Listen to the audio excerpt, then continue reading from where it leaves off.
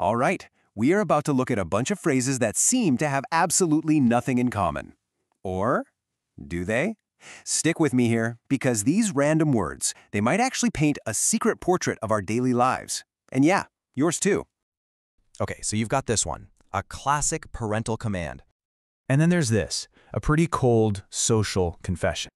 And this, just a simple observation about, being cold. It feels totally random, right? Well, that's kind of the point. But I promise you, there is a hidden logic here, a deliberate design, and that's the puzzle we are going to solve together right now. So, on the surface, this all just feels like conversational noise, a jumble of sentences. But what if there's a really clear signal buried underneath all that chaos? And here it is. This is the aha moment. Turns out every single one of these phrases comes from the exact same place, a super popular English language learning video. This seemingly random collection is actually a tool, and it's designed for one specific purpose: to build fluency.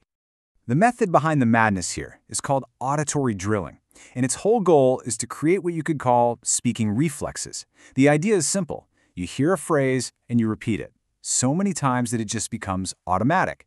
You stop translating in your head. You're just speaking instinctively. And the process itself, it's brilliantly simple. You hear it, you say it, and then you do it again and again and again. This repetition basically embeds the rhythm, the grammar, and the words of a language right into your brain. It's almost like building muscle memory, but for your mouth.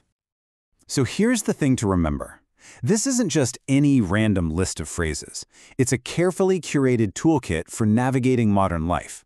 So the question is, what's actually in this toolkit? Well, once you start sorting them, a hidden order just appears. You've got your social pleasantries, like make yourself at home. You have your emotional expressions, the nuts and bolts of daily transactions, and simple statements of opinion.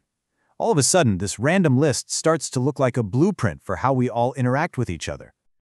Now this is where it gets really, really interesting. If this list is a toolkit for daily conversation, then what does the toolkit itself tell us about the life it's designed for? I mean, what does it reveal about our priorities? When we actually map it all out, a really clear picture emerges. A huge chunk of our central language, we're talking over a third of it, is all about expressing feelings and emotional states. The rest is split between practical stuff, asking for information, making statements, and just getting through social situations.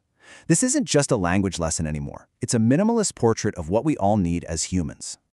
And just look at the detail. Even within one category like social situations, you've got phrases for fixing problems, for defining relationships, for celebrating big moments, and then you even get a little hint of secrecy with, "Did anyone see you?"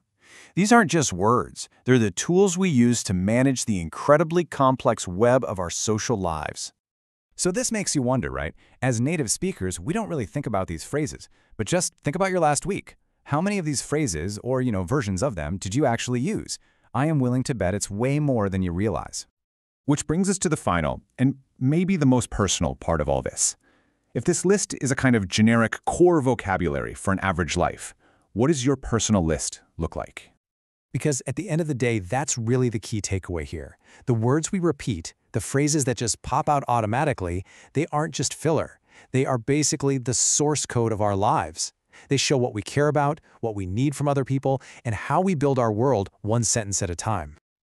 So I'll leave you with this final thought. If you had to boil your entire life down to just 20 essential phrases that you use over and over again, what would they be? And, more importantly, what would that list say about you?